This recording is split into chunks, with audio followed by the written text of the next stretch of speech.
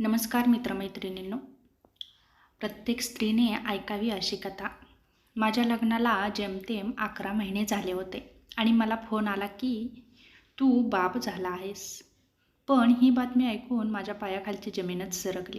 कारण लग्नापासून आजपर्यंत मी माझ्या पत्नीला स्पर्शही केला नव्हता. मग मी बाप कसा काय होऊ शकतो? मी सुट्टीवरून घरी आलो असताना अगदी घाईघाईतच माझं लग्न झालं.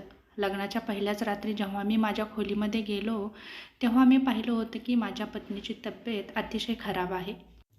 त्यामुळे मी तिच्याकडून कुठलीही अपेक्षा न करता थोड्या वेळ गप्पा मारून तिला औषध पाणी देऊन झोपवलं. असेच 3-4 दिवस निघून गेले, पण तरी तिची तब्येत सुधारली नव्हती. आणि मग अचानक मला फोन आला की तुम्हाला तुमच्या पोस्टिंगसाठी जॉबवर जॉईन व्हावं लागेल, कारण मी एक आर्मी ऑफिसर होतो आणि एमर्जन्सीमुळे मला लगेच जावं लागणार होतं. म्हणून मी माझ्या पत्नीला म्हणजेच रुपालीला सोडून अगदी जड मनाने पुन्हा जायला निघालो. मला आर्मीची बंधनं असल्याने माझं आणि रुपालीचं फोनवर जास्त बोलणं होत नव्हतं. 8-15 दिवसातून काही मिनिटाचं आम्ही फोनवर बोलत असायचो. असेच दिवस निघून गेले आणि माझ्या लग्नाला आत्ता जवळपास 11 महिने होत आले होते. आणि मग एक दिवस अचानक मला फोन आला की रुपालीनं एका गोंडस बाळाला जन्म दिला आहे. मी बाप झालो आहे. हे ऐकून माझ्या पायाखालची जमीनच सरकली. मी विचार करू लागलो की हे कसं काय शक्य आहे. मलाच काही समजत नव्हतं. ही बातमी देण्यासाठी माझी बहीण वर्षाने मला फोन केला होता आणि ती आनंदाने मला खुशखबर देत होती. पण मी तिला दुसरं काहीच विचारलं नाही आणि फक्त ठीक आहे असं म्हटलो आणि फोन ठेवला. मी लगेच माझ्या कमांडरकडून सुट्टी मंजूर करून घेतली आणि तातडीने घरी पोहोचलो. मी घरी जाऊन बघतो तर रुपालीच्या मांडीवर एक बाळ होतं. हे सर्व बघून मी रागाने लालबंद झालो होतो. मी पुढे होऊन रुपालीला काही बोलणार तितक्यात माझी आई माझ्याजवळ आली आणि मला थोडे बाजूला घेऊन गेली आणि मला म्हणाली, रुपालीच्या बाबतीत जे काही झालेलं आहे ते तुझ्यासाठी अतिशय धक्कादायक आहे. मला माहिती आहे की हे मूल तुझं आणि रुपालीचं नक्कीच नाही. हे ऐकून मी मात्र आईकडे आश्चर्याने बघतच राहिलो. पुढं आई मला म्हणाली की हे बघ सुमित, तू अजिबात टेन्शन घेऊ नको. माझ्यावर विश्वास ठेव. मी तुला सगळी घटना सविस्तर सांगेन. फक्त तू आता या बाबतीत काहीही काळजी करू नकोस आणि काही बोलू नकोस. आता तुझी बहीण वर्षा आणि तिचे मिस्टर येत आहेत. तू त्यांच्यासमोर हे मूल माझंच आहे अशा पद्धतीने वाग. त्यांच्यासमोर बाळाला घेऊन त्याचे लाड कौतुक कर.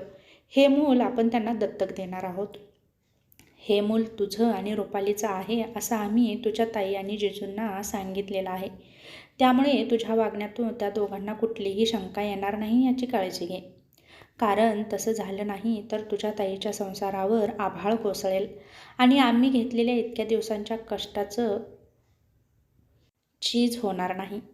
आई माझ्याशी हे बोलत होती आणि त्याच वेळेस वर्षाताई आणि जिजू आले आणि मग आईने मला डोळ्यांनी खुणावलं. तसे मी रुपालीच्या जवळ जाऊन त्या बाळाला उचललं, प्रेमाने त्याच्याशी बोलू लागलो. हे बघून माझे जिजू म्हणाले, माझ्याकडून त्या बाळाला घेतलं आणि जाते वेळेस म्हणाले, तुमच्या दोघांचे हे उपकार मी आयुष्यभर फेडू शकणार नाही. थोडा वेळ असाच गप्पा मारल्या आणि मग वर्षाताई आणि शामराव त्या बाळाला आनंदाने त्यांच्या घरी घेऊन गेले. ते गेल्यानंतर काही वेळाने आई म्हणाली की हे बघ सुमित, मला माहिती आहे की हे बाळ तुझं आणि रुपालीचं नाही, पण हा तुझ्या बहिणीच्या संसाराचा आणि आयुष्याचा प्रश्न होता. कारण तिच्या लग्नाला आता 15 वर्ष उलटून गेली आहेत तरी तिला मूलबाळ झालं नाही आणि त्यामुळेच तुझ्या वर्षाताईच्या सासूला ही गोष्ट खूप खटकते आणि म्हणून ती आता तिच्या मुलाचं दुसरं लग्न लावून द्यायला तयार झाली आहे. वर्षाची सवत येणार आहे हे सहन करणं आपल्याला कोणालाही शक्य नाही. म्हणून मग मी आणि तुझ्या वर्षाताईने शामरावांची कशीबशी समजूत काढली आणि मूल दत्तक घेण्याचं सुचवलं. मात्र वर्षाच्या सासूचं हे ठाम मत होतं की आम्ही मूल दत्तक घेऊ, पण हे मूल आपल्या नात्यातून किंवा कुळातूनच असलं पाहिजे. इतर परक्या अनोळखी कुळाचं मूल आम्ही आमच्या घरात घेणार नाही आणि या अटीवरती अडून बसली. मग मी आणि वर्षाताईने विचार करून रुपालीचं आणि सुमितचं मूल आम्ही तुम्हाला दत्तक देऊ असं तिला सांगितलं. मूल होणं हे परमेश्वराच्या हातात आहे. मला माहिती होतं की रुपाली गरोदर राहिलेली नाही, पण तिकडे मला वर्षाचा संसार वाचवायचा होता. तिची सासू मात्र ऐकायला बिलकुल तयार नव्हती. ती आम्हाला धमकी देत होती की येत्या वर्षभरात जर मूल झालं नाही तर मी माझ्या मुलाचं दुसरं लग्न लावून देईन. तेव्हा आम्ही तिला सांगितलं की रुपाली गरोदर आहे, त्यानंतर आम्ही काही अनाथ आश्रमातून बाळांचा शोध घेऊ लागलो आणि एक नवजात बाळ आम्हाला मिळालं. त्याच्या सर्व कायदेशीर बाबी आम्ही पूर्ण केल्या आणि आम्ही अनाथ आश्रमातून त्या बाळाला घरी घेऊन आलो आणि मग वर्षाच्या सासरी आम्ही हे बातमी दिली.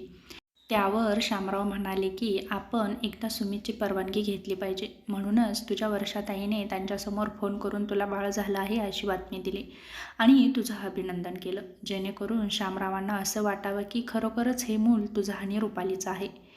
मी ही सर्व हकीकत तुला फोनवर सांगू शकत नव्हते, म्हणून मी तुला फोनवर काहीही बोलले नाही. पण बेटा, आत्ता मला तू वचन दे, तुझ्या वर्षाताईचा संसार वाचवण्यासाठी ही गोष्ट गुपितच ठेवशील. हे सर्व ऐकून माझ्या जीवात जीव आला आणि मला बरं वाटलं. मी आईला म्हणालो, तू काही काळजी करू नकोस, मी तुला वचन देतो की वर्षाताईच्या संसारासाठी ही गोष्ट मी आयुष्यभर कोणालाही कळू देणार नाही. आईसोबत हे बोलणं झाल्यानंतर मी लगेच माझ्या खोलीमध्ये रुपालीच्या जवळ गेलो, दरवाजा आतून बंद केला आणि तिच्यासमोर जाऊन उभा राहिलो. माझे डोळे पाणावले होते. मी तिला कडकडून मिठी मारून तिची माफी मागू लागलो आणि म्हणालो की तू सासरच्या सुखासाठी खूप मोठं काम केलं आहे, ते कुणालाही जमणार नाही. आपल्या लग्नानंतर आपण हनीमून होण्याआधीच मी तुला सोडून ड्युटीवर निघून गेलो, तरीही तू कधीच कुठली तक्रार केली नाहीस आणि आनंदाने सासरी राहिलीस. कुठलाही स्वार्थ मनामध्ये न ठेवता तू माझ्या बहिणीचा संसार वाचवला, आईला मदत केलीस, आपल्या घरासाठी खूप काही केलं आहेस. तुझ्यासारखी पत्नी मिळाल्याने मी धन्य झालो आहे आणि तुझ्याबद्दल माझ्या मनात आदर आणि प्रेम दोन्हीही वाढलं आहे. असे म्हणून लग्नापासून आजपर्यंत दूर राहिलेले दोन जीव एकरूप झाले आणि एकमेकांच्या मिठीत हरवून गेले. तेव्हा हा छोटासा व्हिडिओ कसा वाटला नक्की सांगा. पुन्हा भेटू अशाच एका छोट्याशा छानशा कथेसोबत. तोपर्यंत धन्यवाद.